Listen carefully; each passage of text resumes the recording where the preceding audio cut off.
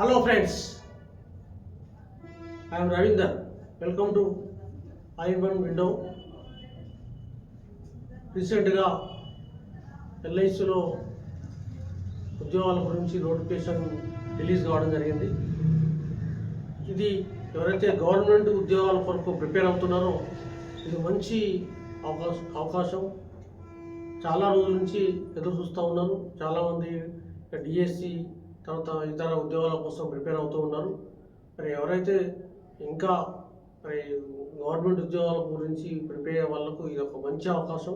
మరి తప్పకుండా దీన్ని ఉపయోగించుకోండి. దీంట్లో ఇప్పుడు పూర్తిగా నేను ఎక్స్ప్లెయిన్ చేస్తాను, ఎలా అప్లై చేయాలి, ఎన్ని పోస్టులు ఉన్నాయి, ఎడ్యుకేషన్ క్వాలిఫికేషన్ ఏంటిదని అన్నీ ఎక్స్ప్లెయిన్ చేస్తాను. 1 by 1 స్లైడ్ల రూపంలో చూడండి. ఈ ఎల్ఐసిలో 3 రకాల ఉద్యోగాలు ఉన్నాయి. దీంట్లో AAO generalist, AAO specialist and assistant engineer, ఈ 3 రకాల పోస్టులకు మరి నోటిఫికేషన్ విడుదల కావడం జరిగింది. దీంట్లో మరి ఫస్ట్ నేను స్లైడ్లలో చెప్తున్నాను. ఇంపార్టెంట్ డేట్స్ ఫస్ట్, తర్వాత ఎలిజిబిలిటీ క్రైటీరియా, తర్వాత అప్లికేషన్ ఫీజు ఎంత ఉంటుంది, సెలెక్షన్ ప్రాసెస్ ఎలా ఉంటుంది, మరి ఏ విధంగా అప్లై చేయాలనే దాని గురించి 1 by 1 నేను చెప్తాను, చూడండి. దీంట్లో టోటల్ పోస్టు 841.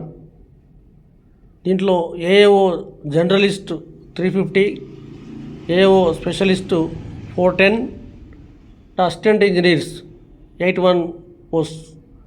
దీంట్లో వీరి యొక్క డ్యూటీస్ యాక్చువల్గా ఏఏఓ అంటే assistant administrative officer.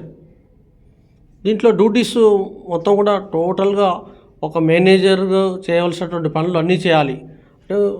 Administrative officer ఇక్కడ ఆల్ డిపార్ట్స్ మీద పూర్తి కమాండ్ ఉంటుంది. అన్నిటికీ మరి అన్ని డిపార్ట్మెంట్లో కోఆర్డినేట్ చేయవలసినటువంటి అవసరం ఉంటుంది. AAO generalist. తర్వాత ఏఓ స్పెషలిస్ట్, ఈయన డ్యూటీస్ ఇంక్లూడింగ్ అడ్మినిస్ట్రేటివ్ టాస్క్స్ కూడా ఉంటాయి. తర్వాత పాలసీ అనలిస్ట్ చేయాలి, ప్లానింగ్ చేయాలి, కస్టమర్స్తో కూడా ఇంటరాక్షన్ ఉంటుంది వీళ్ళకు. తర్వాత అసిస్టెంట్ ఇంజనీర్స్, ఈ అసిస్టెంట్ ఇంజనీరు టెక్నికల్ సపోర్ట్ చేయవలసి ఉంటుంది. తర్వాత న్యూ ఇన్సూరెన్స్ స్కీమ్స్ గురించి, ఎగ్జిస్టింగ్ పాలసీస్ గురించి, క్లెయిమ్స్ ప్రాసెసింగ్ గురించి చెప్పవలసి ఉంటుంది. మొత్తం ఈయన కూడా కోఆర్డినేట్ చేయవలసి ఉంటుంది. టోటల్గా 841 పోస్టులు ఉన్నాయి. దీంట్లో మరి ప్రతిదీ కూడా ఇంపార్టెంటే. వీటి యొక్క క్వాలిఫికేషన్స్ నెక్స్ట్ ఏమేమి ఉంటాయనేది మనం చూద్దాం. ఇప్పుడు ఎలిజిబిలిటీ క్రైటీరియా చూద్దాం. ఫస్ట్ ఆఫ్ ఆల్ ఇక్కడ ఏజ్ లిమిట్. దీంట్లో age limit 21 to 30 years. 1st August 2025 వరకు 30 years పూర్తయిన వారు ఎలిజిబుల్.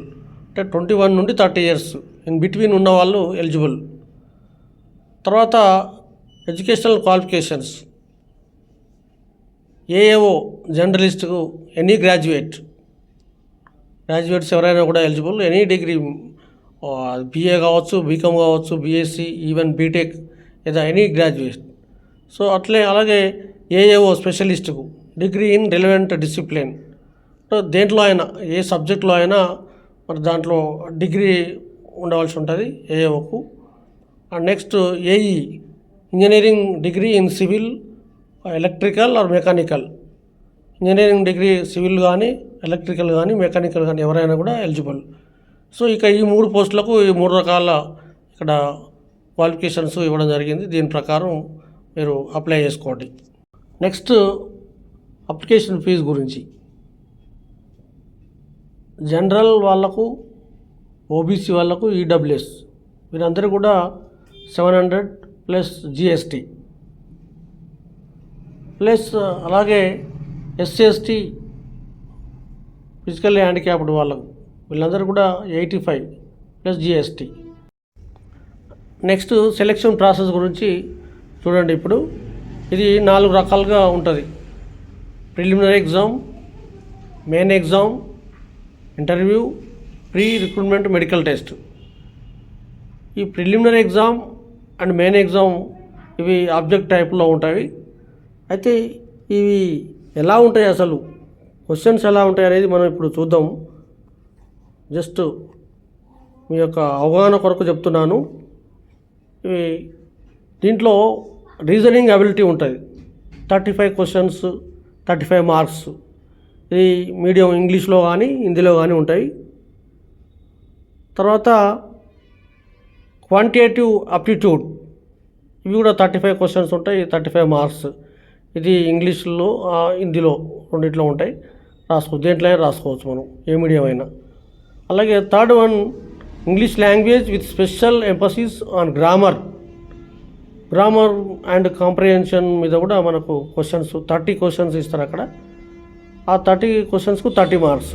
టోటల్గా 100 క్వశ్చన్స్, 70 మార్క్స్.